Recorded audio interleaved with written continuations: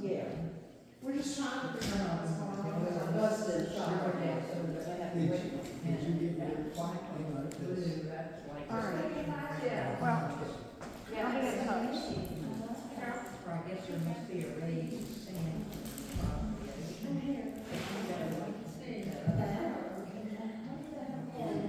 Oh, they did.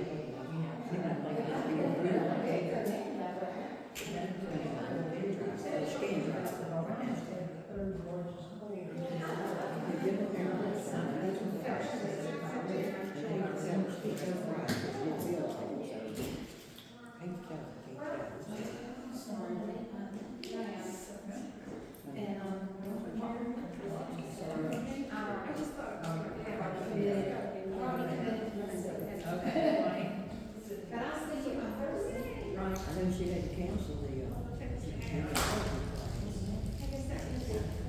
somebody's done that on my side. Yeah, everybody's, that's already been done for the moment. The fee and the lady charging, that's why the fee had to be so high. Yeah, that, the, like, when, I'm sure it's been done, but I don't know.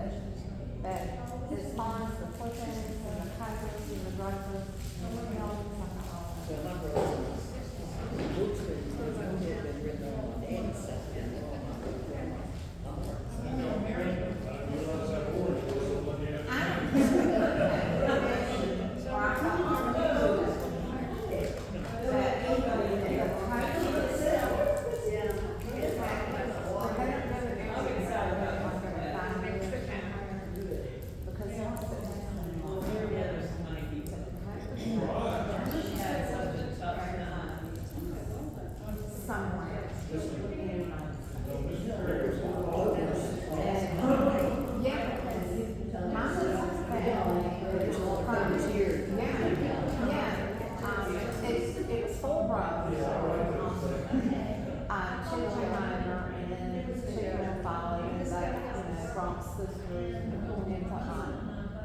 but my family's just directly to Jacob.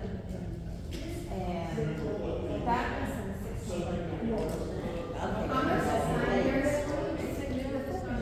you're my daddy's house dogs. And so, they did know that the dogs was made for his family. And so that,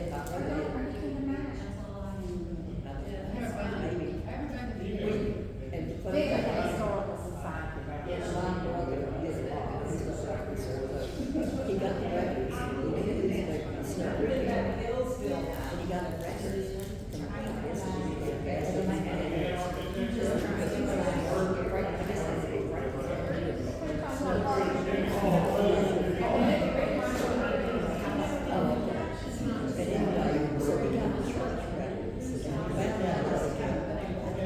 the 2 or 3 months ago. This is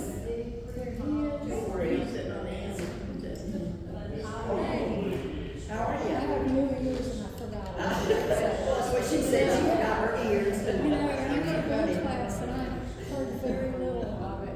It was like a 4-week class, or maybe it was a 6-week class. It was on Greece.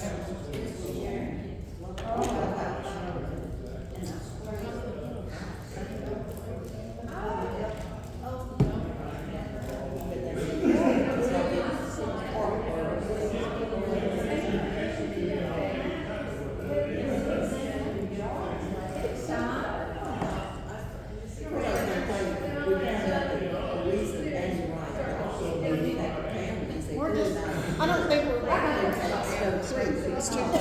He had said something disparaging about. All right, so I always have to introduce Tom Perry, like nobody doesn't know him. So anyway, so Tom is here to teach us more. Well, he took a trip And he went to the coast, and so he's gonna talk to you about Lewis and Clark to the Pacific and back, right? A little back, not a Yeah, lot a little back. bit. Anyway, y'all enjoy. Here's Tom Perry. Eat all the snacks. Can you believe Joanne's not here? I've never done a class about Joanne. I ran into her sister Saturday, and that's probably why she's not here. I talked to her sister about her too much. Joanne has 3 sisters. The Hill sisters, they do this thing where they go around and take pictures. Like they did Abbey Road. They did a mock-up of Abbey Road like they were the Beatles, 4 of them walking across the crossroad. They do some really funny Yeah, ones. they do. They do some funny stuff. All right. Blatant self-promotion. Saturday we'll be at the Arrowhead Virgin Club talking about Jim Stewart and his brothers. These are his brothers. This thing works. Yay! That I raise, we do 3 or 4 of those every year at the Arrowhead Virgin Club to raise money for my scholarship, which I give. And come on in, we're just getting started. This year, you'll see who's getting it this year at the end of this thing if we all survive this. But these are my parents. My father was principal at Red Bank and Blue Ridge. And so he was in Patrick County Schools for almost 30 years. But the troublemaker here is my mother. My mother's the reason I love history. And she started me off young, and we'll talk about some of the stuff. We wouldn't be here today, I don't think, if it wasn't for her. So we'll talk about her a little bit. But anyway, if you're not doing anything Saturday, we do a talk about Jim Stewart, and we use it to raise money for our scholarship. It's free. If you want to come and give money, that's fine. If you just want to come and throw tomatoes at me, that's fine too. But we're going to talk about Lewis and Clark today. I will tell you the story of how this happened. I was an only child, so my parents lived to be 88 and 89 years old respectively, and I couldn't go very far because I was the only child, and so I stuck pretty close to home. Well, they both passed away in 21 and 22 within 2 months of each other, so for the first time in a decade, I was free to actually go do things. And one of the things I always wanted to do was follow these 2 to the Pacific. And in the summer of 2022, that's what I did. I started my journey at Louisville. They started theirs a little farther east, and we'll get to that in a second. But there used to be a statue of them as you pulled into Charlottesville. If you ever went downtown, they had this big statue of Lewis and Clark and Sacagawea, or Sacagawea, there she is. As you pulled into Charlottesville, I think Charlottesville has pretty much made it a mission to tear down every statue they have in that town. Yeah. So we'll get back to them. Did I mention I went to Virginia Tech? So any bashing in Charlottesville is always a good thing in my estimation. But that's just a personal thing. But I remember for years you'd go into Charlottesville, and there would that statue would be. And of course, this is where this story begins. If you've ever been to Monticello, how many of you have been to Monticello? Well, there you go. If you've been in that entrance hall, you know that all these things, I think almost everything here came from Lewis and Clark that he had in the entrance hall of Monticello. When I was about 7 or 8 years old, I never can remember exactly, my mother, who started all of this, got me books for Christmas. I didn't get toys, I got books. And one of the first books she ever got me was a book on the presidents. And it was 1967, 68. So, it went to Lyndon Johnson, because he was the president in 67, 68. So I devoured this book. I still have that book, by the way. And I picked out my favorite was, of course, Thomas Jefferson. And I've spent a good bit of my life reading, studying about Thomas Jefferson. Don't tell anybody in the Hokey Club I said that. He always has been my favorite. And of course, it's his vision that's going to cause Lewis and Clark to go on this journey. and he wanted to know what was out west. He thought everything from woolly mammoths still existed. He thought that there's bound to be an easy way to get to the Pacific. There's some way, a waterway that will get you over the mountains to the Pacific. Of course, that's not going to happen. And continuing this trend of mine, if you wonder what he's doing in here, in 1850, Jeb Stuart was on his way to West Point. He stopped at Monticello. He visited his friends and family that were at the University of Virginia, all males then. And one of the things he did is he went up the mountain to Monticello. And he wrote a letter about this. And two things in the letter. He talks about how he chipped off a piece of Mr. Jefferson's tombstone. Apparently that's what you did back then. You walked up and knocked off a piece of the tombstone. They had to replace it now, you'll see. But Jeb Stuart, the vandal, attacked Thomas Jefferson's tombstone. He wrote a letter back home telling about his adventures, and he told one of his cousins that the only thing he didn't like about this was he went to Charlottesville and he said, "These women, the women of Charlottesville, they are the ugliest of the ugly." That goes over real big at Hope Club meetings, I promise you. Well, if y'all want to feel bad, he also wrote a letter to his mother one time and told her he sent her $100 for a church because he said he wanted to put up a church in Iraq because he'd never seen a place that needed one so bad. It's funny, nobody cared about that when we started raising money to save the birthplace, and then every church in Iraq claimed that it was their church that Jeb Stuart started, but none of them are. But if you've ever been to Monticello, you will, when you come in the entrance hall there, you will notice that Jefferson kept a lot of the things that Lewis and Clark will send back to him. Thomas Jefferson becomes president in 1801, and this is what the United States looked like then. He's going to negotiate a purchase from France for all the land that the Missouri and Mississippi rivers water. It had been in Spanish control, and they sold it to the French, and the French are going to sell it to the fledgling United States. James Monroe is kind of the man who negotiates this with Napoleon. I don't know if you've ever noticed this, but James Monroe, this is Washington crossing the Delaware, and that's James Monroe right there with Washington. He was a very young man, and I think one of these guys is, or maybe this guy, is the surrender, is James Monroe. He was very much in Washington's circle, and of course he'll become the 5th president of the United States himself. And the last one of the founding fathers to be president. He's kind of a forgotten dude. We had 3 Virginians in a row for 24 years as president. Jefferson, Madison in a row. But that's not, that's not Joaquin Phoenix, that's actually Napoleon, if any of you saw that horrible movie with him starring as Napoleon. But it's James Monroe who goes to France, and Thomas Jefferson and he get this for steel.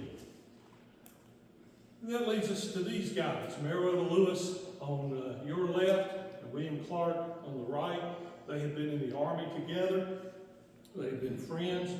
Clark will invite, Lewis will invite Clark to join him on this expedition.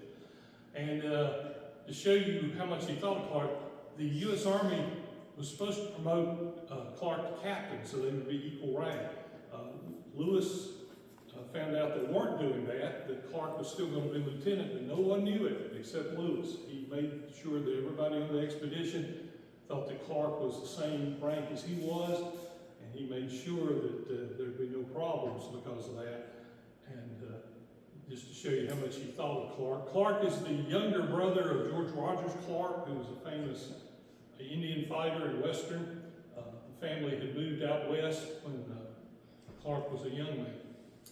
Lewis is kind of the thing we're going to talk about the most in this. I don't really talk about Clark a lot. Clark is the steady. He's the one who, he's really good with the boat. He's really good with the men. Lewis is your visionary guy. His family kind of had a history of depression, and this expedition is one of the things that I think he focused on. And so he was able to keep his depression at bay because of that. They were supposed to keep journals of all of this, and there are many gaps in this where Lewis doesn't do that.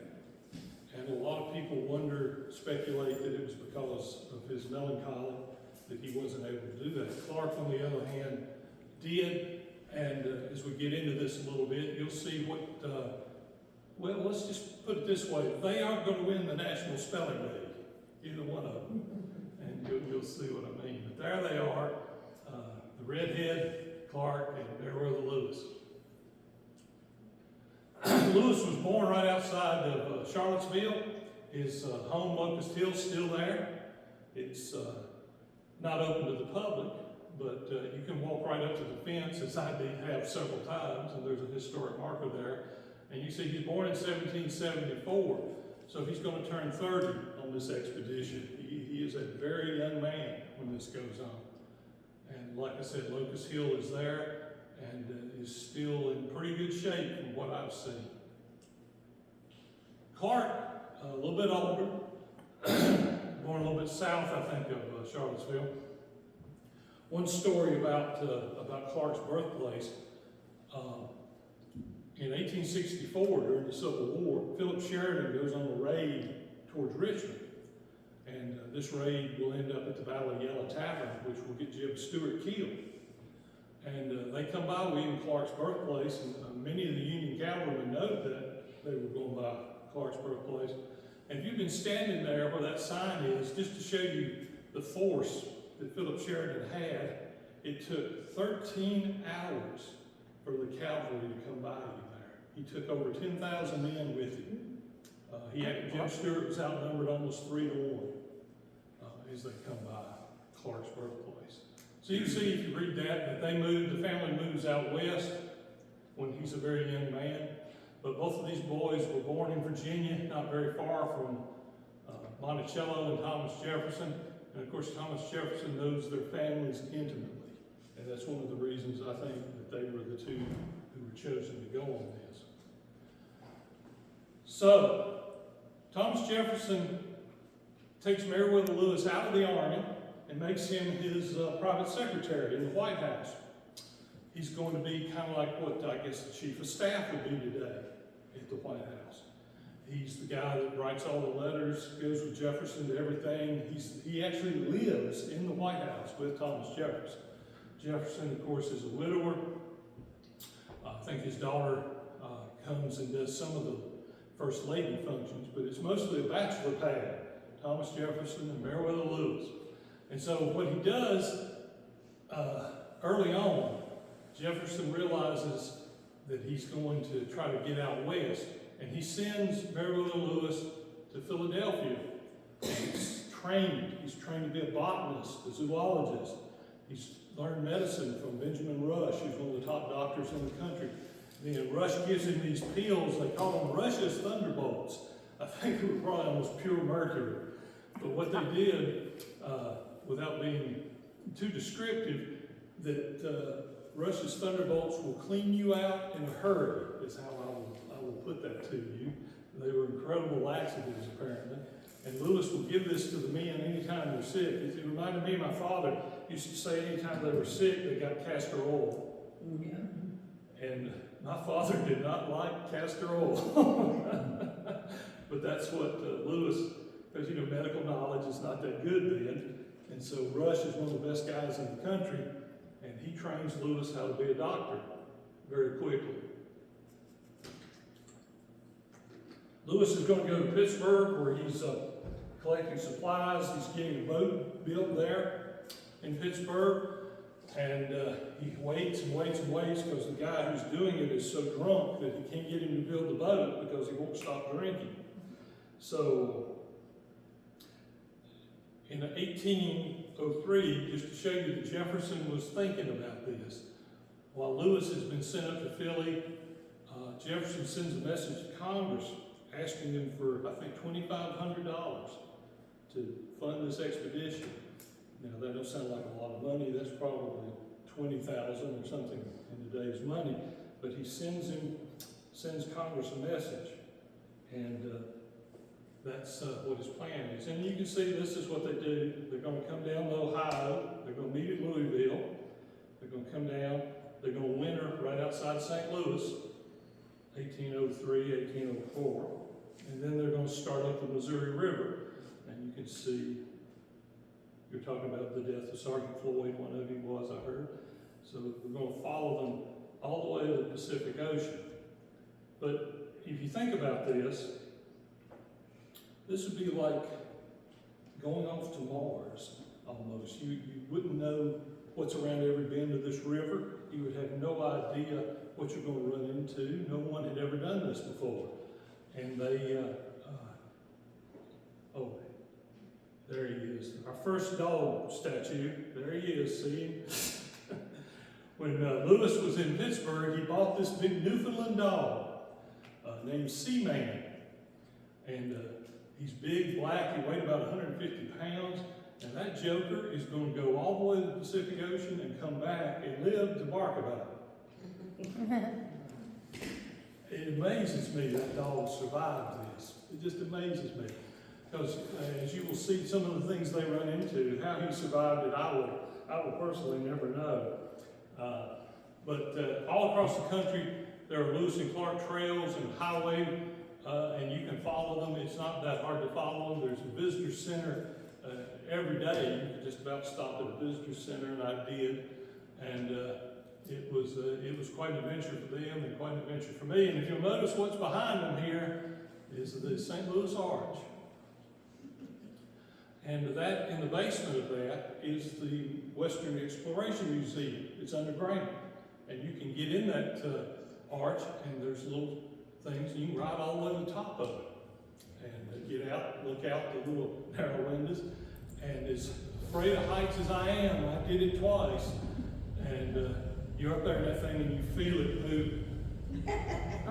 It's like an Empire State Building or something. You feel it. You feel that thing moving. But it's a great museum underneath the arch there in St. Louis, and that's where you should start your adventure if you ever try to do this. But St. Louis is where they really get going, and St. Louis is where they come back to. And this is the statue that's there. I think this really denotes them coming back more than it does them leaving. So, like I said, he's going to go to Philly, come back, go to Pittsburgh, come down the Ohio River to what is present-day Louisville, where he will meet up with Clark on October the 15th, 1803, and they will head down the river. Even I can't remember all these dates. It's really something to hold. But that gives you an idea. The country has doubled in size, if you look at that map, from what the Louisiana Purchase did. And Jefferson is going to send them out to explore what he's bought, and he doesn't know what he's bought, really. And it's just amazing. He literally doubles the size of the country by doing this. And of course, you see the Spanish are here. The Spanish catch wind of this, and they try to intercept Lewis and Clark because they're not real happy about the United States doing this. The British, of course, are Canada, and the Oregon Territory at this point is very, very much in doubt as to who owns that. And so there will be a lot of friction. But the Spanish actually have a spy in the United States government. It's General Wilkinson, who will get involved with Aaron Burr and all of that, which will end up Burr being tried for treason. But Wilkinson is a spy for the Spanish, even though he's an American. And he's informing them that Lewis and Clark are going on this trip. But if you notice, they are so far north that the Spanish really have no chance of really intercepting. And this is one of the National Park Service maps that shows you the route. And you can see, I'm looking at that map, how many visitor centers there are. And that's just from, I guess, St. Louis is right here. And up the Missouri, they're going to go. They will spend the first winter with the Mandan Indians way up into the coast.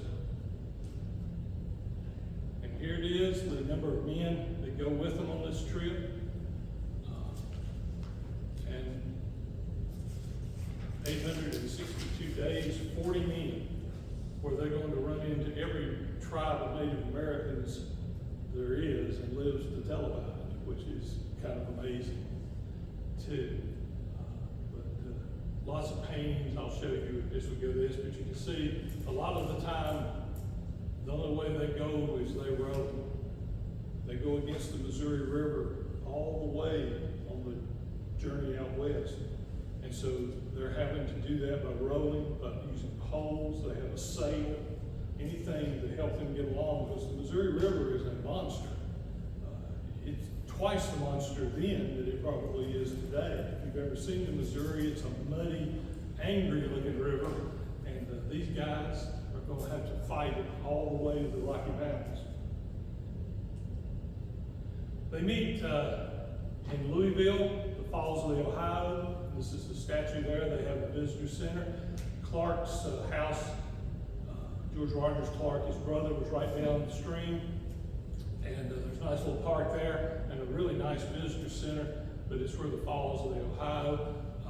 One of the things, I've been here several times, one of the things that tickled me about this is I'm over here looking across the river at Louisville. Well, what's Louisville famous for? Anybody just? Kentucky Derby, Muhammad Ali. But the thing that impressed me the most is I looked across the river and there was a huge, I mean like 50-foot high drawing of Jennifer Lawrence, the actress. She was from Louisville. And Jennifer was very intimidating at 50-foot high. I was a beautiful, beautiful woman. And there she was, hanging on the side of the football stadium. They had so Lewis, Clark, and Lawrence there at Louisville. Y'all have to excuse me, I go off on these stupid tangents every once in a while. But I can't remember what I did last week, but I remember seeing Jennifer Lawrence on the side of that stadium, let me tell you.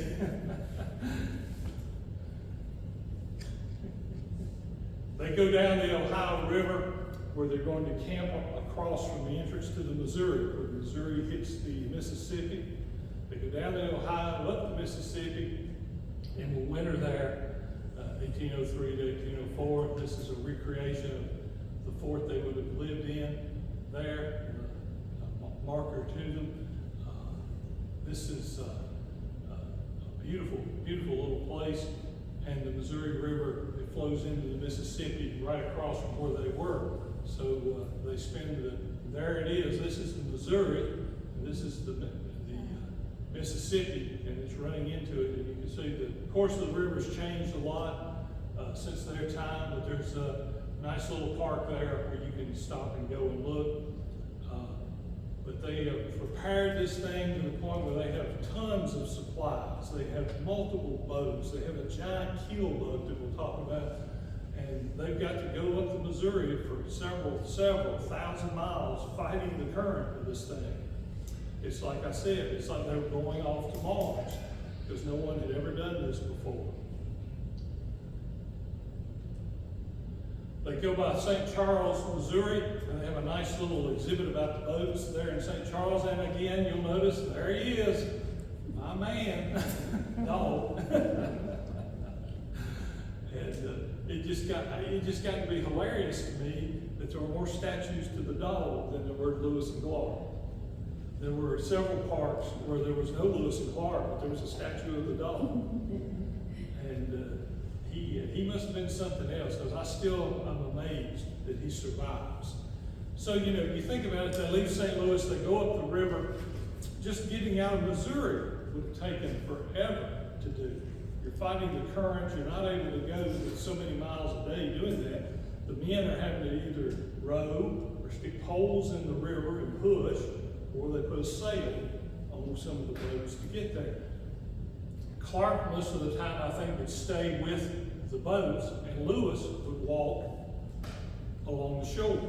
There were days that remember the Lewis would walk 30 miles by himself with his gun. Sorry. Well, one of the places they go by is the home of Daniel Boone. Daniel Boone has moved to Missouri later in life, and he's going to be there. There's no record that they ever met Daniel Boone, but boy, wouldn't that have made a great episode of Fest Park? You remember that? But Boone was living right along Missouri as they come up, and like I said, it's a shame there's no record of them actually meeting him. But there are several places. Daniel Boone has a grave in Missouri and in Kentucky. Kentucky wasn't real good to him until after he died, really. And like I said, that is his home in Missouri, and the last painting of Daniel Boone, not Fest Parker.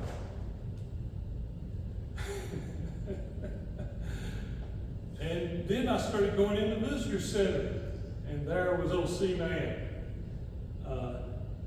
Lewis seems to be the happiest when he's on the shore with his gun and his dog. Like I said, he would just go out by himself and walk while Clark and the men were coming up in the boats. He would go out and walk. Now, remember, this is a black powder gun he's carrying. He basically has one shot. If he has to shoot something or someone, he's only got one shot. And so this dog really alerted him to any danger, anything going on around him that Lewis might not notice. Seaman noticed.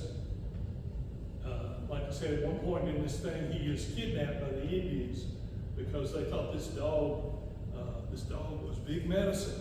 He was big medicine. They'd never seen a dog, I don't think, that big, the Indians. And he's even got, I think this is his NASA badge or something. It looks like it anyway. But the point being is, there are some interesting characters on this core of discovery, as they called it, and I get a big kick out of the Seaman. So this is Jefferson City, the capital of Missouri now, and you'll notice that Lewis, Clark, the dog. The other thing that you will learn as we go along in this is that as they travel, they're going to collect women, Sacagawea, however you want to say it. We'll get to her in a minute. But because she's with them, the Indians observe them from a distance, and what they see is a bunch of men with a woman and a baby. This isn't a war party, they think, because if it was just men, they would think it's a war party. But if you have a woman who's got a baby with her, the Indians look at that as they're not hostile.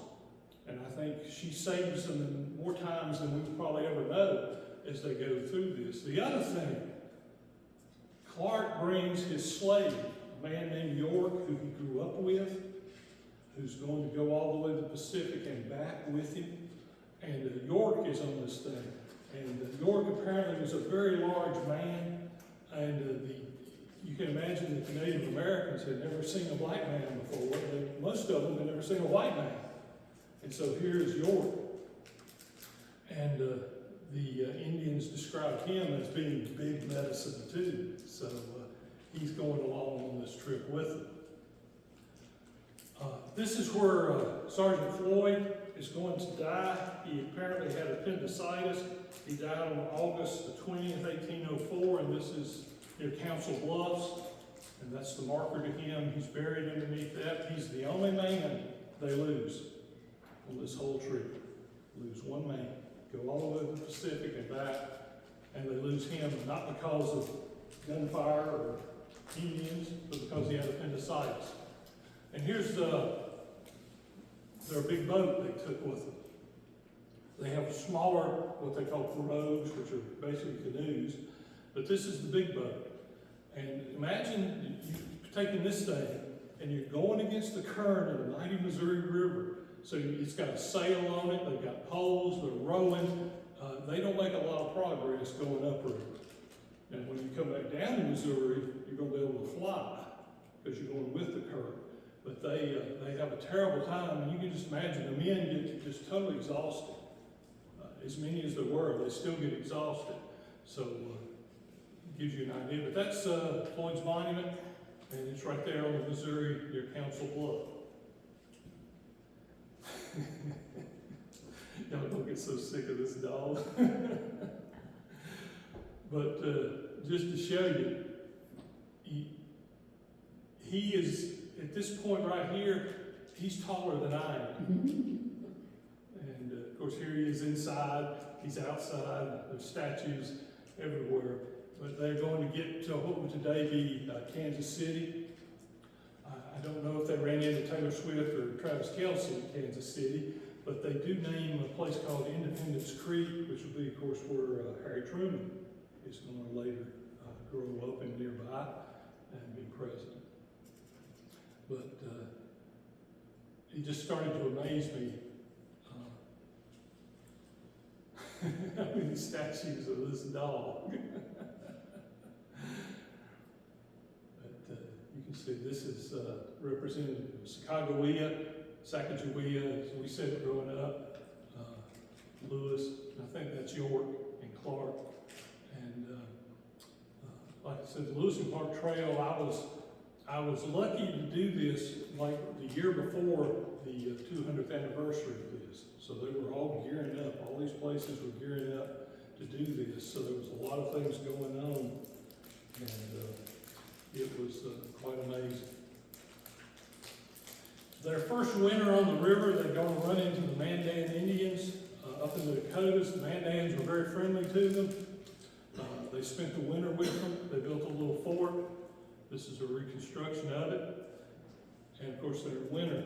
And when I say winter, I mean winter. At one day, Clark registered it was 45 below zero. Now, I don't know if you noticed it, but they're not exactly carrying space heaters and hand warmers. They're living in skins and moccasins and survive this. It is here at Fort Mandan that they're going to run into Sacagawea and her husband, who will join them. She has a baby while they're here, and I think Lewis and Clark helped deliver the little fella. And he goes with them too. The little boy goes with them too. And so now they have her and her husband to act really as kind of interpreters, because you're not going to run into anybody speaking the Queen's English from this point forward. But she had been a Shoshone, which was a native tribe right at the foot of the Rocky Mountains. And I'll show you just how they had to translate things as we go on in this. But it was a convoluted thing to do, I promise you that. So here she is. I think the real way you're supposed to pronounce it is Sacagawea, but of course when I was growing up we pronounced it Sacagawea. And I'll let you read that about her if you want to. And of course she's famous because she's got the, I guess it's $1. Is it $1? I think it's $1. She's famous for that. And here's my first bad joke of the day. The real reason I've always suspected they took her along, I've already told some of you this, is you got 40 men out here, they're not going to stop and ask for directions, so they got to have a woman who can show them how to get there. Probably admitted that. I think there's some truth to that. But because she's with them, again, the Native Americans are going to see them from a distance before they approach. And because she is there, she's got a baby with her, and if they recognize that, they're not going to view them as hostile. They're going to think of them as just exploring, which is what they do. And I can't tell you how many times, I think, as I said over and over again, how many times she saves them. She really does. She gave birth on February the 11th, 1805. Her son's name was Jean-Baptiste Charbonneau. Her husband's name was Charbonneau. And Clark called him Pompey. And he referred to him as Pompey throughout the whole expedition. As the spring arrives, in April, they're going to take off and leave the Mandans. Remember, they're still on the Missouri River. Way up here. This is the Yellowstone. Right where the Yellowstone and the Missouri come together is, they reach on April the 25th. And you know what is today Montana. one of the things that happens, as you might imagine, when a storm rolls up or something, there were a few times the boats almost got capsized, and they had all these journals and papers and supplies. And Sacagawea is going to endure herself to them because on May 14th, a terrible storm hits them in the river, and one of the canoes capsizes, and they start to lose their journals and things. And she, for whatever reason, they describe it, she calmly went in and got everything and saved the journals, saved all these scientific things that they were doing, because she instinctively knew from being around them that this stuff was important. And she really endeared herself to Lewis and Clark for doing this. I'll let you read that if you want to. They get up in Montana on the Missouri River, and it's just absolutely incredible country. They first see the Rocky Mountains in May, but they are still a very, very long way from the Rocky Mountains. Tom, I have a question. In all of your research, is the reason they chose to go so far north because of the Spanish territory? No, they are following the Missouri. I think the Louisiana Purchase is all the land watered by the Mississippi and the Missouri River. So they're going to go where the Missouri goes. And they're going to follow the Missouri in ways that slows them down enormously, because there are times when they could just cut across land and hit it, but they don't know that. So they follow the Missouri River. If you've ever looked at a map of Montana, the Missouri River just goes all the way across the state of Montana, and it'll turn to the southwest instead of going north or due west. It turns southwest toward the headwaters. So they're following that river, because in Jefferson's instructions to them, it is to follow the Missouri to the headwaters. Now, on the way back, they're going to divide up and go into different groups of them and go and explore things, because they know where they are. They've been here before. But as they go out, they're going to follow the Missouri, and on the way back, they'll cut off, and one of them will come up the Yellowstone. Why did I suddenly think about Kevin Costner and his crazy daughter when I said Yellowstone? Anyway. But that's what they're doing. They're just going to follow the Missouri River, and that's their directive, that's their orders from the president, and that's what they do. But if you read some of this, their writing is amazingly good. Now, their spelling, as I said, is inventive. We'll talk about that some, but they're very good writers. I don't know if Jefferson, I think living with Thomas Jefferson probably trained Meriwether Lewis to write very well. He didn't necessarily spell very well, but he wrote very well, because look who he's living with. He's doing all of Jefferson's correspondence. He's living with him, and I think it really improves his penmanship and other things, living with Thomas Jefferson. Well, you're 40 men out in the middle of Montana, you've got black powder guns, and you run into this dude. What do you do? Wow. You're probably going to die if you're real careful. They've never seen a grizzly bear before. At the Arch back in St. Louis, they had this movie, and they talk about it going out west, and when it goes dark, and all of a sudden you hear this grizzly bear growl. And if it don't take you up out of your seat, I promise you ain't awake, because they are encountering these animals more and more as they go west, and they've got black powder guns. And there are times when it takes 7, 8 of them to kill one of these bears. They're so big, they're so massive, and you can imagine they've never seen a white man before either, and they're thinking lunch. And you can never underestimate the danger these men are in doing this, because we got little old bitty, pitiful little bears in Patrick County compared to this dude. This dude is just a monster. I saw one at Yellowstone when I was on my trip, and I could not believe how big he was. I saw him from a distance. if you ride around Yellowstone and all of a sudden the traffic stops and everybody gets out of the car with their camera, they found a grizzly bear. Not real smart, but that's what they do in Yellowstone. And the park rangers are out there saying, he's up there, do not go up there.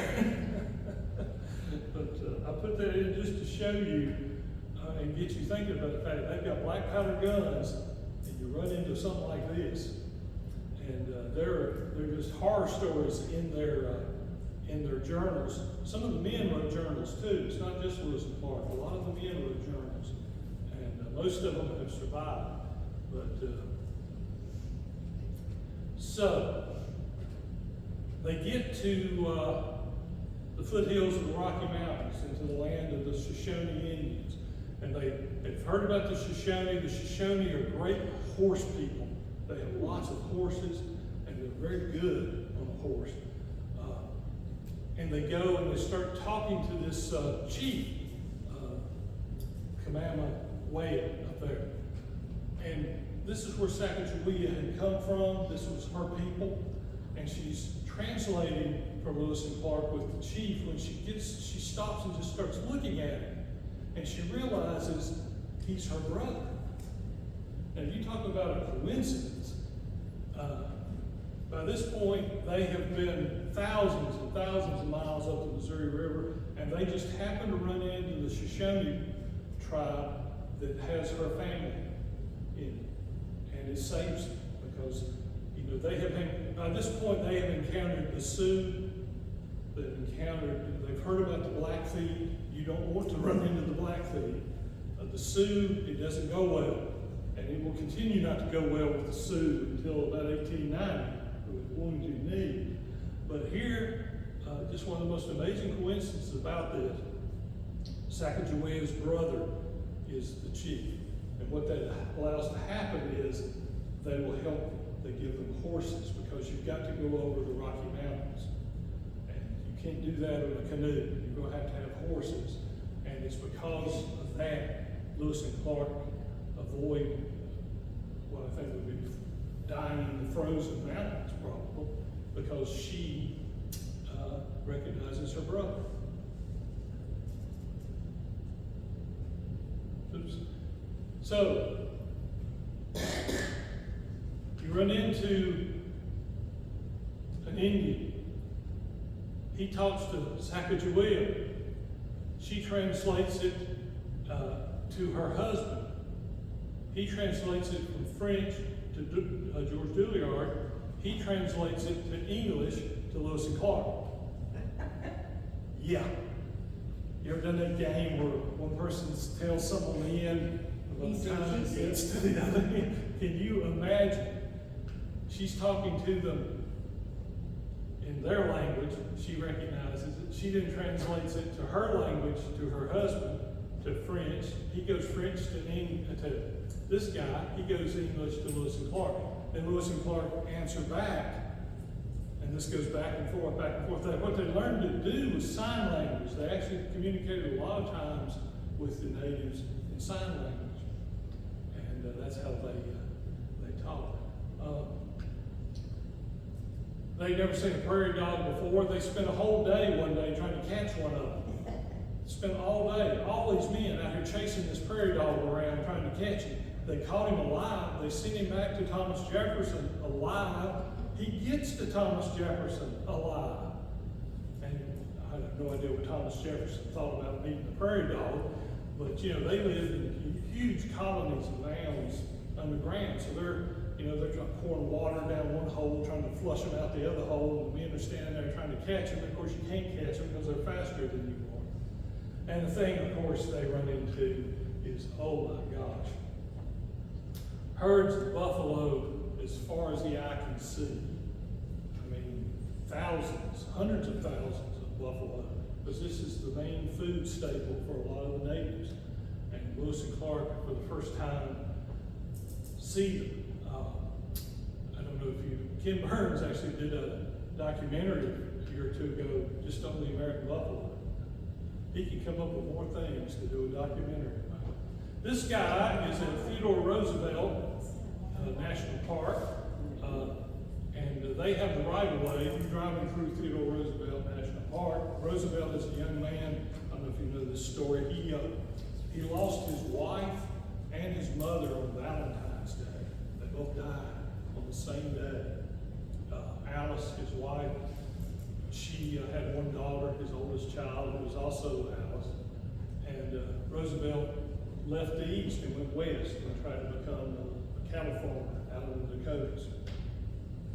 And there's a huge national park now out there where he was. And his daughter Alice was quite a character. He never talked to her about her mother. Theodore Roosevelt will marry Edith and will have lots of children with Edith, but Alice was the only daughter from Alice. And the thing that they said about her, Teddy Roosevelt said, I can do one of two things. I can run the country or I can control Alice. I cannot do both. She is famous for saying, she lived in Washington and she married a congressman and became very famous, Alice Roosevelt. And she would tell people to come and sit by her and tell them everything bad they knew about anybody. So anyway, just to show you how this worked, they run into these natives, and that's how they would have to communicate with them. And I'll let you read that. Lewis is going to turn 30 years old on this time, and he thinks, if you read this, he thinks that he is pretty much been a failure in his life. This man is just tragic. This man's life. I think he could have been president of the United States, but because of this melancholy, he suffered from depression. When he wasn't on this expedition, he drinks heavily, which doesn't help his depression, and he's going to suffer, especially when he cannot focus. On this expedition, he's able to focus his life, and that gets him through this. But just, I show you this, I'm not going to read that all to you, but just to show you, he's pretty good. He's pretty good. He's thinking about what he's doing. He's realizing the work he's doing is important. And like I said, he turns 30 years old when they're about halfway through this. So here's some of the boats they take. These are, they call them pirogues. They're actually, I think, big canoes. They had a white one and a red one.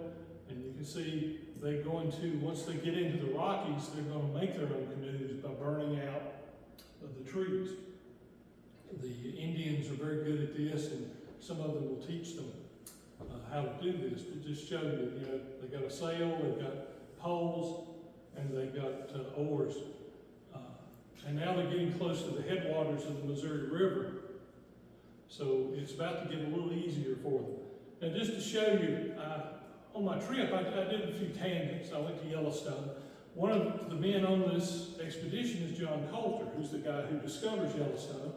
And he comes back and he's telling people about all these, fountains of fire and shooting water, and everybody thinks he's insane.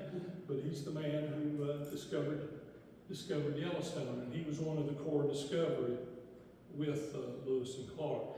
When I was there in 2022, it got to where it became kind of a running joke in my family. I'd be posting, I'd be sending pictures. Everywhere I went, it's like 2 days later, a massive flood would destroy the national park. And Yellowstone didn't escape that either. It was like 2 days after I was there, if you remember this, there were cabin houses floating down the river because of the floods they were having. And as I did this trip, even into the mountains and beyond, the flooding was just unbelievable.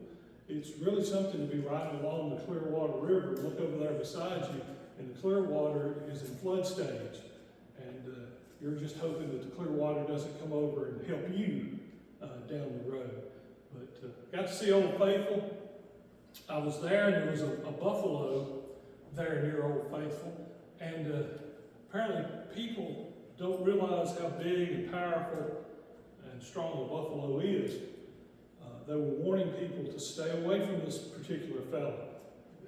he was there within sight of Old Faithful. Well, a day or so after, he attacked somebody and nearly killed them because they got too close to him.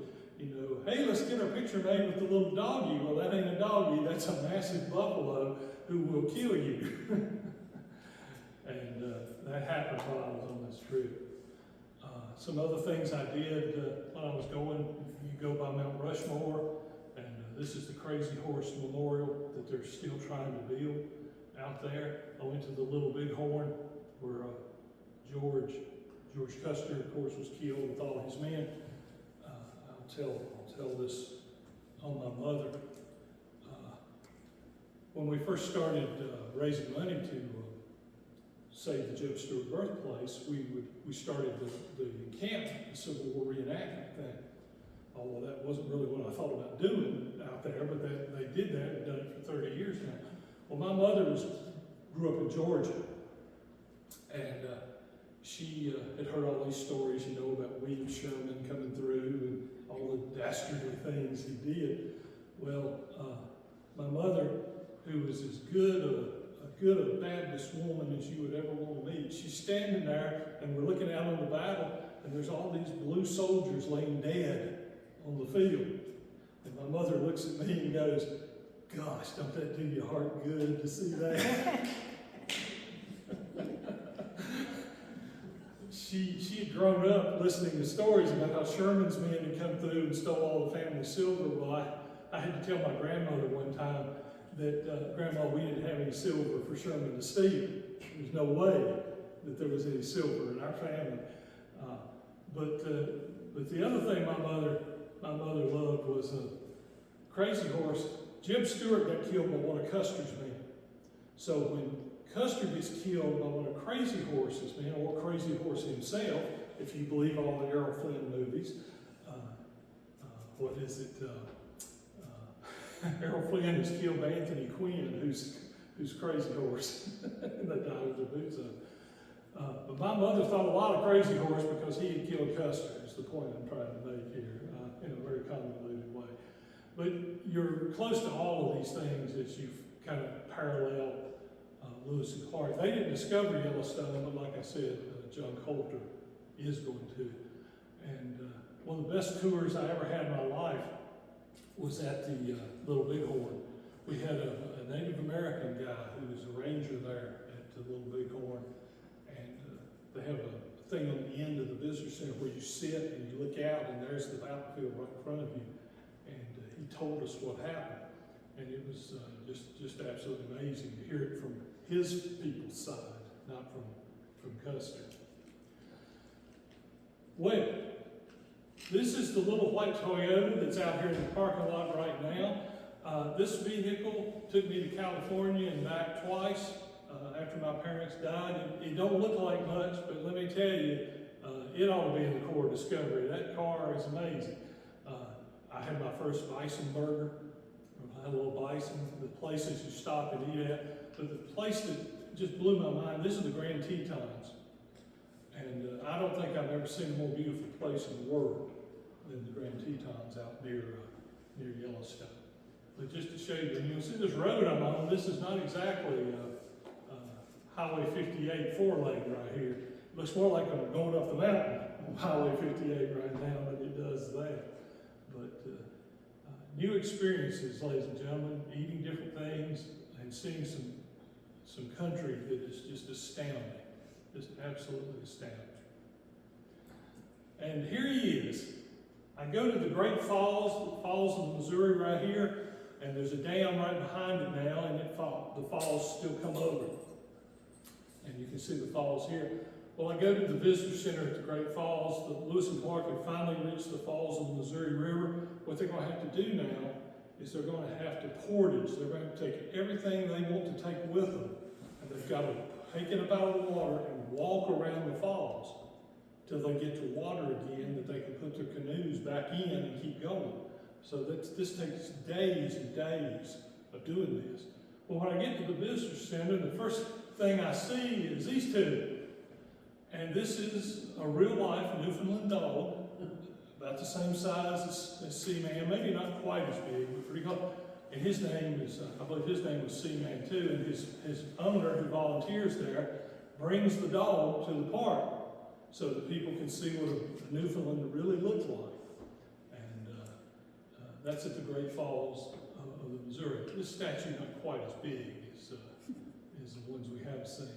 But I actually got to meet a real-life Seaman on this trip. So they portage around the falls. Now they're back on the Missouri again. They have run into Sacagawea's family. They've got horses, and they've got the Rocky Mountains.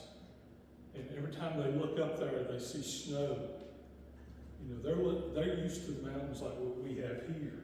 Let me tell you, this is quite a different thing than the mountains that we have here. And even the Lewis and Clark Trail will direct you to your portage-on in case you really need it. Right there it is. I thought that was kind of funny. But again, we're back to the parks where there's a statue of her, a statue of the dog, but there's no Lewis and Clark to be seen anywhere. So the Missouri River starts at the Three Forks. It's the Gallatin River. Albert Gallatin was one of Thomas Jefferson's cabinet members. There's the Jefferson River, which is the main Missouri, and the Madison, named after James Madison. So they name all these rivers. It gets to a point where they're starting to run out of names. Clark at one point will name a river after his cousin Judith, who apparently he's secretly sweet on and will marry her. But she even gets a river named after her because they're running out. This is at the Forks of Missouri. This is Jefferson's instructions to them to follow the Missouri to its source. And what amazed me about this place is it's not that mountainous. It's actually very flat. The rivers are getting smaller and smaller and smaller as they go. But they've got to go over the Bitterroot Mountains to get to the waters of the Columbia. And that is no easy task. And you can see the mountains and the roads and the passes over here. So I'm traveling up here. This is June of 2022. They had told me, one of the ladies at the visitor center had told me to be careful that there might not be, the snow might not have melted at the top of the pass. It's June. So I go up the pass and I get almost about 3/4 of the way up and I hit a snowbank. And I can't go any farther. I have to turn around and come all the way back down and go up this other road she told me about. And when I do that, I run into Kevin Cosner and his herd of cattle going up to the Yellowstone, so I have to follow them halfway up the mountain. And you can just see this is rough territory. And Lehigh Pass is what I'm trying to get over here. So it took me almost all day to get over this mountain. You can just imagine what it was like Lewis and Clark. Lewis was very impatient sometimes. He would not wait. The Indians would tell him, the snow hasn't melted, you need to wait. And he didn't listen. He'd go up and he did what I did. He ran into the snowbanks 10 feet high. Well, you're not getting through that. He had to turn around too and come back and wait until it melts. And in some places it never melts. But this is the Lehigh Pass. Oops. So they get over the mountains, they get into the waters of the Columbia River, they run into the Nez Perce Indians. This is Chief Joseph on the right. He wasn't there when they were there. Chief Joseph will become probably the most famous Nez Perce. I will fight no more forever. He's one of the last Indian chiefs who will succumb. Well, again, they run into the Nez Perce. They are hungry. Their clothes are tattered. They have come over these mountains, and they're not very pretty. Well, the Nez Perce realize that these men have more supplies and more guns than anybody they have ever seen before. And they know that if they kill them, they will become the most heavily armed natives west of the Mississippi River. And what saves Lewis and Clark is this one woman, and that's her name, I can never pronounce it right. She had been, as a young girl, captured by other Indians and had been sold into slavery to a white family. The white family had taken very good care of her, and she was able to get back to her people. And because she had such a good view of the white men, she tells the young braves and the chiefs, do them no harm. They were good to me. And that saves them. I really believe the Nez Perce would have took them out. They certainly would have been outnumbered them enormously. And if you know what happens to the Nez Perce and Chief Joseph, you can understand that maybe the Nez Perce today probably wish they had took them out. But again, a woman saves Lewis and Clark in the expedition.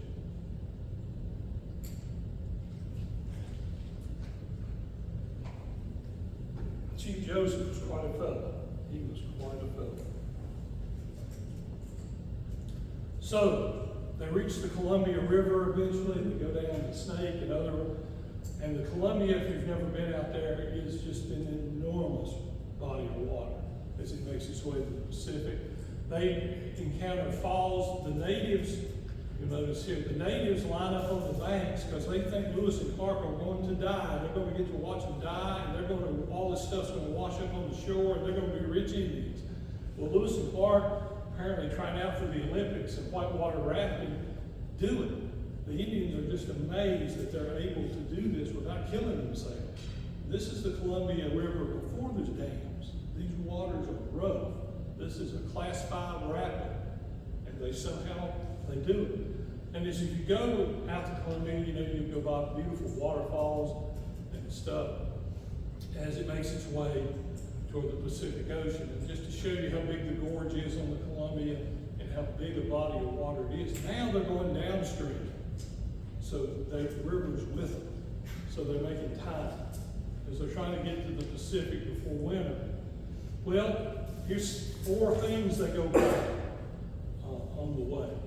One, of course, is Mount Hood. These are mountains that are 15,000 foot high. You'll notice the naming thing, they're Jefferson and Adams. And they keep on going by. These are all volcanoes. I think they're still volcanoes. They just aren't active. But just to show you, this is what they're seeing from the distance. Don't know if any of you have ever been to Portland, Mount Hood. As you're flying into Portland on a plane, as you get down low, you look over and you see every one of these mountains. You'll fly right by Mount Hood as you're going into Portland to land. And it's a little unnerving to see Mount Hood higher than you are as you're coming in. And of course, the famous one is Mount St. Helens. This is what it looked like when Lewis and Clark saw it, and this, of course, is what it looks like today. I guess it was 1979, 1980 when it erupted. And I've been up there a couple of times. And Mount St. Helens looks like somebody dropped a nuclear bomb on the place. That's the only way I know to describe it to you, is it looks like someone dropped a nuclear bomb on the place. But these are things that they would have gone right by on the Columbia River. So they get to the ocean. This is one of the old markers here. And the only bridge I've ever been over that I ever thought was scarier than this was the old one in Charleston when you went over the Ashley and the Cooper. Any of you remember that bridge? It was just terrifying. It was this big steel girder thing. And Lewis and Clark, the river is fighting with the Columbia. This is rough. This is with the Columbia. This is the Pacific. They're having a terrible time. And they call it Camp Disappointment because they don't know really what to do. And here's your spelling lesson for the day. Ocean in view, oh the joy. O-C-I-A-N, ocean. And this is Camp Disappointment, where they first landed and looking out on the Pacific. And I will tell you, ladies and gentlemen, when I got here, even I lost it here. I teared up a little bit because I had followed them all this way, and I too had finally made the ocean of the joy. Well, when they get here, they're in Washington today. It's very rough. They're thinking, well, we have a couple of choices. We can try to camp here. We can cross the Columbia and camp in Oregon, what is Oregon today, or we can go back upriver and find a place to camp. And one of the few times this happens, Lewis and Clark let everybody vote on it. Everybody gets a vote. It's the first time I'm sure that an Indian Sacagawea gets to vote what they're going to do. York, the slave, gets to vote on what they're going to do.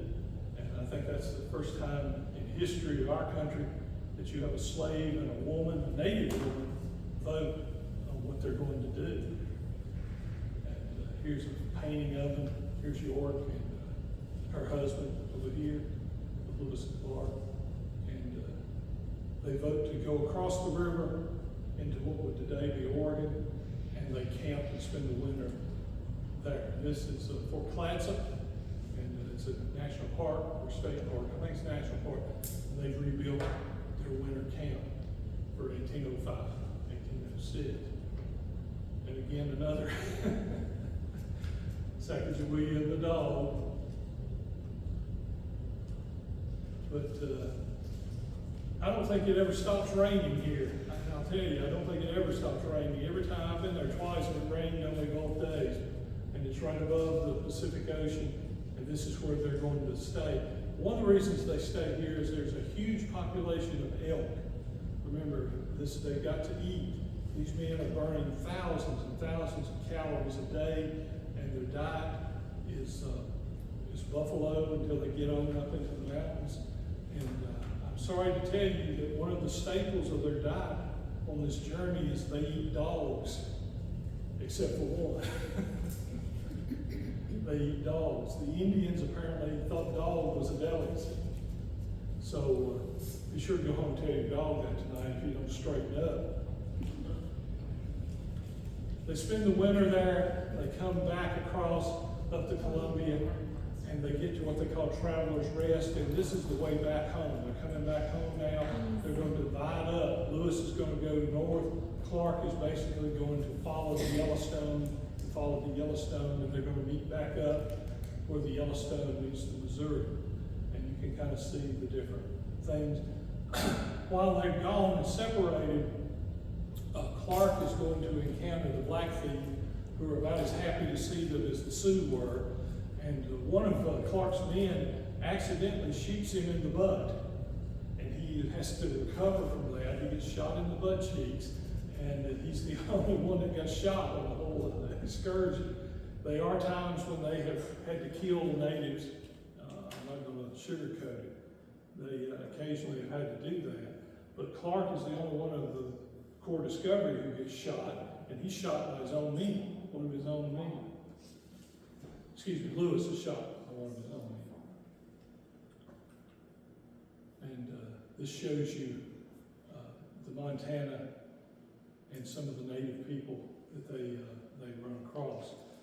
We're going to go right here to Pompey's Pillar in a second. But you can see the Missouri comes here and it goes southwest and turns, and then they go over the mountains. So when they come back, Lewis goes this way and out to Missouri, and Clark is going to come up and go to the Yellowstone. So they divide up on the way home.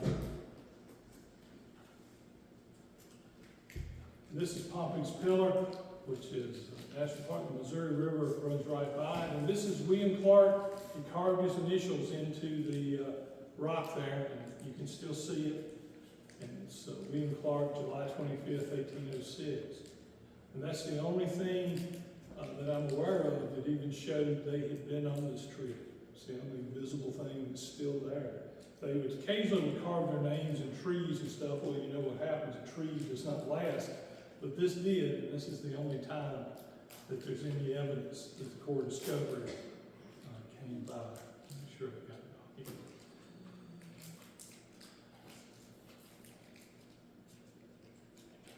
here. And our buddy, like I said, he survives it.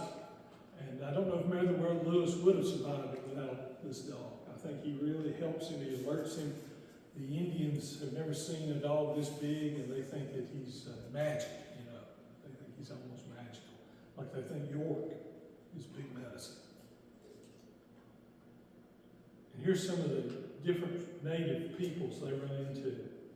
just to show you how they're spread out. And again, many times during this, Lewis and Clark will try to be peacemakers because you have these tribes fighting and killing each other. And there are many times that they try to keep them from doing that. There are other tribes, the Blackfeet and the Sioux, who absolutely want nothing to do with it. And they're lucky they didn't kill them. Because they did, I think they did kill a few Blackfeet on the way. Just to show you all the different native tribes that they encounter. And again, these natives, several of these tribes say that they wouldn't have made it without the Shoshone and the Nez Perce especially. Because they needed horses, they needed supplies, and Lewis and Clark would not have made it. So they get back to St. Louis, September 1806, and this is the names of the men who went on the Corps Discovery. We lose track of what some of them do. Some of them wrote journals, and the journals, most of them have been published now. There are a few that were lost, but they have left Sacagawea and her husband with the Mandans as they come down. They come down the Missouri very fast because the stream is with them. They're not going against the current anymore. They're with the current. And they get back to St. Louis.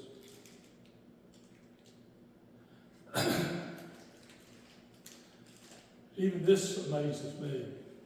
In St. Louis, after they return, Lewis makes friends with this gentleman.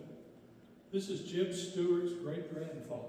He lived in Missouri and became good friends with Lewis and Clark, and he loans Lewis money. Lewis has a terrible time managing his finances.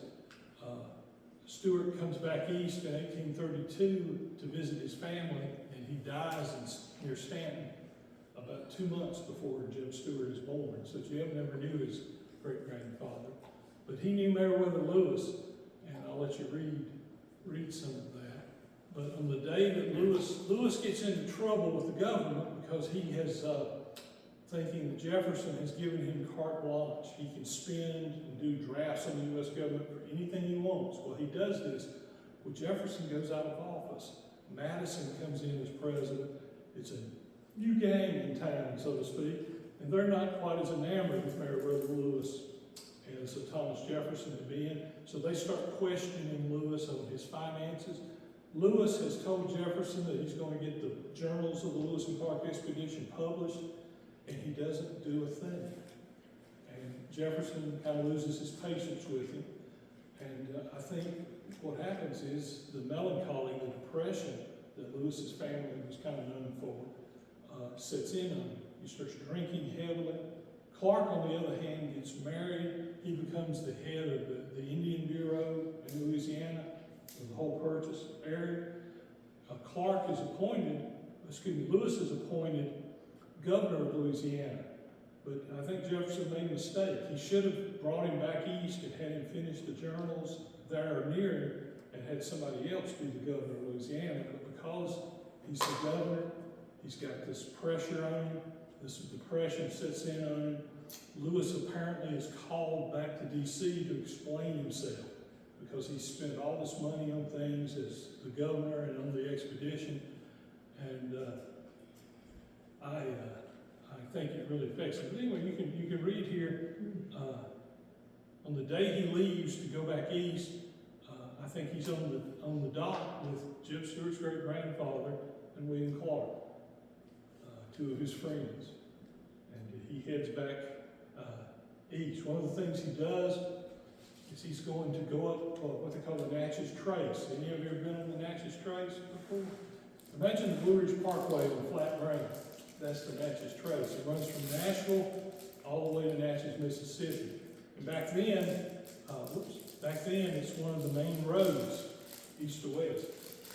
Well, Lewis gets to a place called Grinders Station. And ladies and gentlemen, if this isn't the saddest place I have ever been to in my life, I don't know what is. Because it's here that he kills himself. He shoots himself. And he's only 32, 33 years old. And he has, there's no help for depression. then. And it's on the Natchez Trace, it's a national park, and it's one of the saddest places I personally have ever seen. To stand there and think about the potential this man had, and he took his own life. Did he? Well, that's it. Yeah. Did he? William Clark thought he did, and Thomas Jefferson thought he did, but there's a whole podcast industry probably grown up now that he didn't, that he was murdered. And heck if I know. That's one of the things that there are people who really think he might have been murdered. But this is where he's buried today, on the Natchez Trace. And like I said, regardless of how his life ended, it's one of the saddest places I've ever seen. If you know a lot about him and you're standing there, it really is. Sacagawea, Sacagawea, she has multiple graves. I don't think they're really sure exactly where she's buried. More fun the dog. Well, the dog survives the trip. We don't know exactly what happened to him. We think he gets back and he stays Lewis's dog, but apparently whatever happened to him, nobody wrote it down. I wish he'd have left a journal. Now that'd have been something. Yeah. But she has multiple graves, and just to show you I'm fair and balanced here, I went to all of them on this trip. But and Clark, he survives all this. He's buried in the St. Louis cemetery there, in the same cemetery where my mother's good friend William Tecumseh Sherman, I think, is buried. He died at his son's home. His son was Meriwether Lewis Clark, named after his friend. And I don't know if any of you have ever watched Ken Burns' documentary on Lewis and Clark. I think it's probably the best one he ever did, to be honest with you. It is, it's really good. Yeah, I think it's really good. This is how Ken Burns ends it with Thomas Jefferson, as he's showing the sun setting out to the west. So I encourage you to all, if you can, to watch it, because it's really well done, really well done. As are most of his stuff, but I think Ken sometimes he gets a little PC, if you ask me, but this he doesn't so much. He doesn't.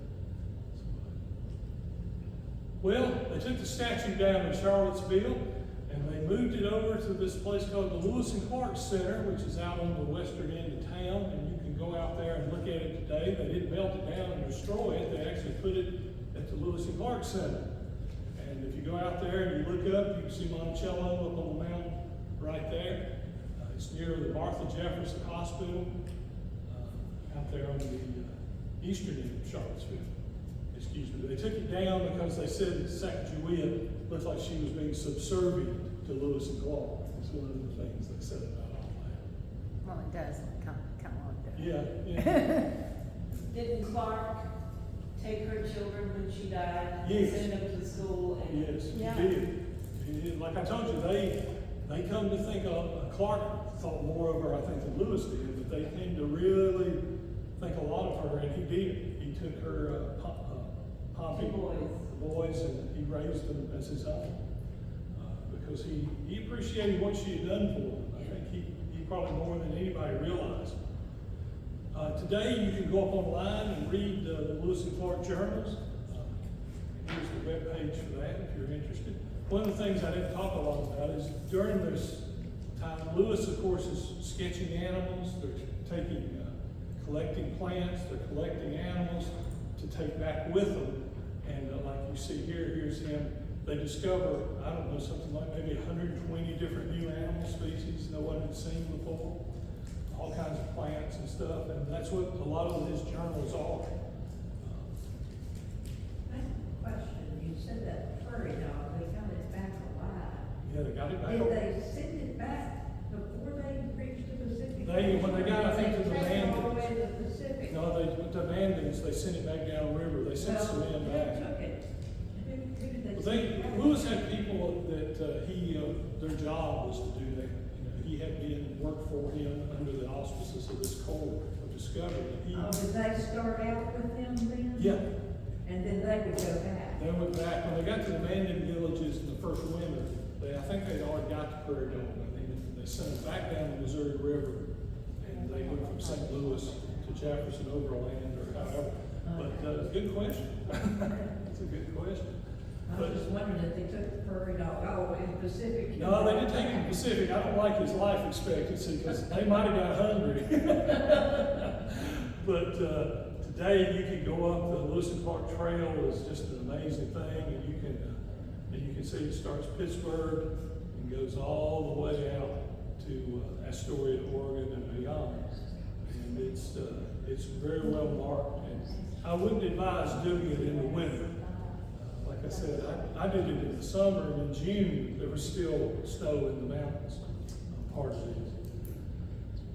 So, like I said, the journals have been published. This is Ken Burns' documentary on Lewis and Clark, which I encourage you, if you're interested, to go watch. And this is my Bible.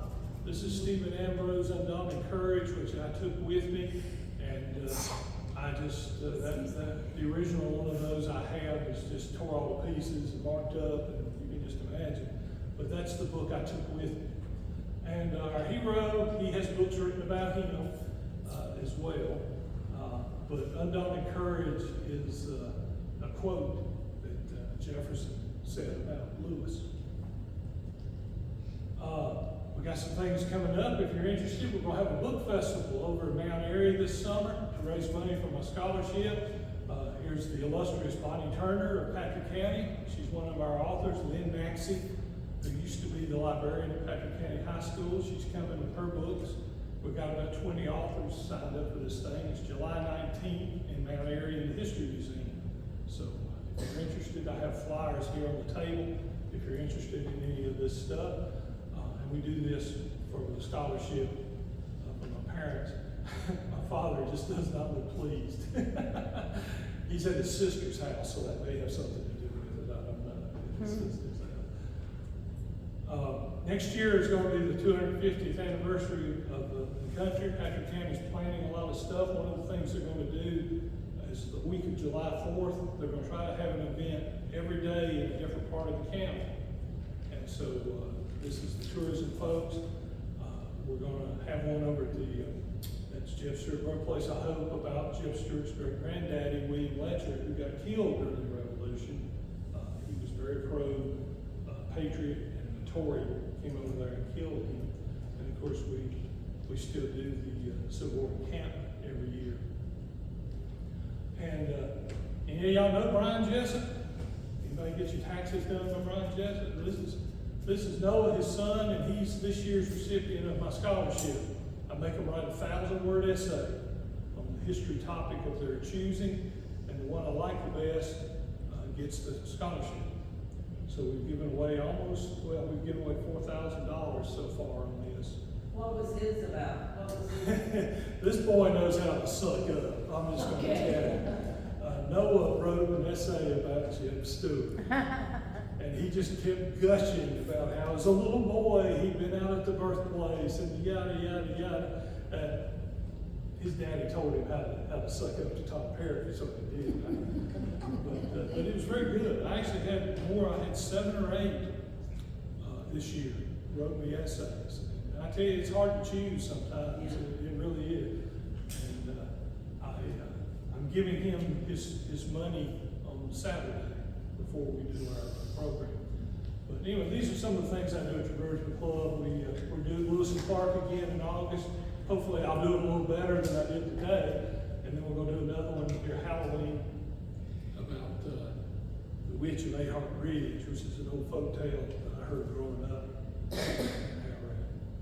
So anyway, so there's your recipient of my scholarship this year. Last year it was Nate Large, Jonathan Large's son got it.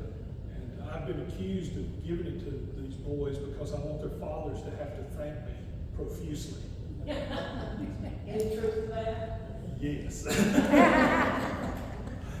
It hurt Jonathan more than it hurt Brian, I promise you. But like I said, I do this because of my father. was principal here in the county for 30 years. And I really enjoy doing it. And we publish their essay. The one who wins it, we publish their essay every year. They can go in and say they're a published author or something. But anyway, anybody got any questions, comments, criticisms? Yes, ma'am. So, is this a walking trail as well as a driving? You can, there are places along the Lewis and Clark Trail where you can walk, but you can't do what Lewis did. You can't do like. He was in the water most of the time. Yeah, because he was on the water, and he though would get up on the land and walk. Clark would stay with the boats, and Lewis would walk, and he would collect samples of plants, catch animals, and he would do a lot of that. But there were days he would walk 30 miles while they were coming up behind him in the river. His level of endurance is just amazing. Of course, remember, he's in his late 20s. He probably is in tremendous shape, and he does this to follow Jefferson's instructions as to what he's supposed to do. The only thing I'll criticize him about is there are huge gaps in his journals where I don't know if it's the depression or what, he just, for whatever reason, doesn't write. And then he'll just have a flurry of writing to catch up with stuff. But I think it's obvious he had some issues. Today they probably could have helped him then. And I think the fact that he began to drink so much after they got back because he didn't have that to focus on anymore. Jefferson's put pressure on him to finish the journals, and he's the governor of Louisiana, and he's got all this stuff. And Madison's guys are saying, "What are you spending this money on?" Da, da, da. I think it all kind of came crashing down. And it's tragic because, I mean, at age 30, he'd already accomplished this. Who knows what he might have done otherwise. Well, Yes, I have ma'am. a couple of theories. If he walked 30 miles, he might have been a little too tired to write. And number two, I think Seaman died, and that's why he was depressed. I think Seaman did die once I got back to St. Louis, but everybody comments on that dog. I probably got too many pictures of Seaman in this, but I'm just amazed. I mean, you know that dog encountered grizzly bears and Indians and survived. I mean, it's just amazing to me. He must have been incredibly smart, or Lewis had him to a level of discipline where he obeyed Lewis at just an unbelievable level. But, like I said, they kidnapped him one time. One group of Indians actually kidnapped that dog, and Lewis sent a whole party of men out to get that dog back. And they got him, brought him back, and he survived that. I think the thing, I had really never thought about the dog that much until I started doing this. And it's like every visitor center, every park, there he was. And there'd be him and no Lewis and Clark. Out of all the stories I've heard of in the years, that's the first I've ever heard of. Me too. I never heard of it all. Well, I've accomplished something today. Well, obviously it was a very integral part of it. But it's amazing. It's amazing to me that they didn't lose anybody. The only man they lost was because he had appendicitis, not because he got killed. But I encourage you to read, if you're interested in reading Stephen Ambrose's book. Every year, Stephen Ambrose is dead now, but he was a professor in New Orleans, history professor at the university there.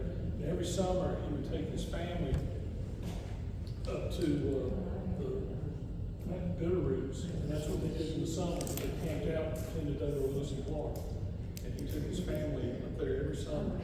And he's in Ken Burns' documentary. He also, Stephen Ambrose, just to show you who this guy was, I'm sure some of you saw the HBO miniseries, The Pacific and the Band of Brothers. Yeah. That was his books too. Those were his books too. So Band of Brothers is a Stephen Ambrose book as well. Captain Sides has one too.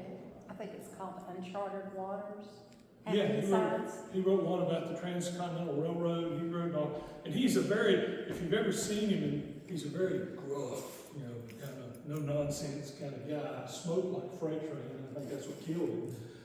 But his book, I mean, Undaunted Courage just brought Meriwether Lewis to life for me. I mean, Yeah. Obviously he did. I took that book and drove all the way to California with him. But It's a long read, it's about this. yeah, it's pretty Yeah, good. it's big, But I actually listened to it again in preparation for this because there was no way I was going to have time to read it. So I would, when I was traveling or something, I'd listen to it again. And it was better than I remembered it. It really is an incredible book, I think. But I would have shown you the Lewis and Clark documentary by Ken Burns, but we'd all be in a crying jag if we watched that. So he really knew how to end that documentary. It's quite amazing. Quite amazing. Anything else? Anybody? Did your mother ever talk to you about Roswell, Georgia? Well, where? Roswell, Georgia. No, she was from Augusta. Okay. She was from Augusta, and my grandfather helped build ships in World War II in Savannah, and they came from right outside Augusta. My mother worked for Georgia Pacific for almost a decade before she married my father. She got free tickets to the Masters every year. She never understood what the big deal about going to the Masters was. She got a free ticket every year. She got a free ticket. Your mother, you discover things about your mother after she's gone, but she, I don't know, some of you might have seen, I wrote a thing for the Enterprise about my mother a few weeks ago. I don't know if any of you saw that. But when I was a little boy, she took this history thing to just outrageous extreme. I had mentioned to her when I was probably about 9 or 10, there was all that was out of the Jim Stewart birthplace was the historic marker. That's all that was there. And Shug Brown's cabs, who were escape artists. Well, when I was about 9 or 10, she took me to Mr. and Mrs. Brown, who owned part of what is the birthplace now, and left me. And well, created the monster you see before you right now. But Mrs. Brown had scrapbooks about Jim Stewart, the birthplace, and showed them all to me. I'm like 9, 10 years old. She's showing me all these things. And Mr. Brown took me out and walked me all over the place and told me, well, the old well was right here, and over here's where the slave cemetery was, and I think the house was right here. And when they did archaeology, he was dead on where he had told me as a kid. So, just to show you, but I know a couple of weeks ago, I wrote a thing about my mother. My mother gave me this incredible thirst for history. She did. And to end it with Thomas Jefferson, this is how what she would do. She, when she found out I liked Jefferson, she had a '64 Volkswagen Beetle. My dad played golf every Saturday. My mother loaded me up in that Beetle, took me to Charlottesville, took me to Monticello when I'm like 10, 11 years old. And told my father he could fend for himself. We were going to Monticello. And so, everything I am, I owe to her, I guess. I owe to her. Anybody else? Question? I'll sit here all day if you want me to. Thank you. Thank y'all. Appreciate you all coming. How long did you spend on that trip? How long? I took off in the early part of June. I went all the way. I followed them out to the Pacific, and then I came down California and came back the southern way. So I came down through San Francisco and down around. The other thing that I'm infamous for is I've been to the grave of every dead president of the United States. So Melanie and I were talking about I'm going to do a dead president's talk one day about talking to the graves of all of them. And then this Jimmy Carter dude has to go and die. So now I got to go back to Plains. I haven't been to his grave. But I've been to all the rest of them. Thanks very much. Thank you.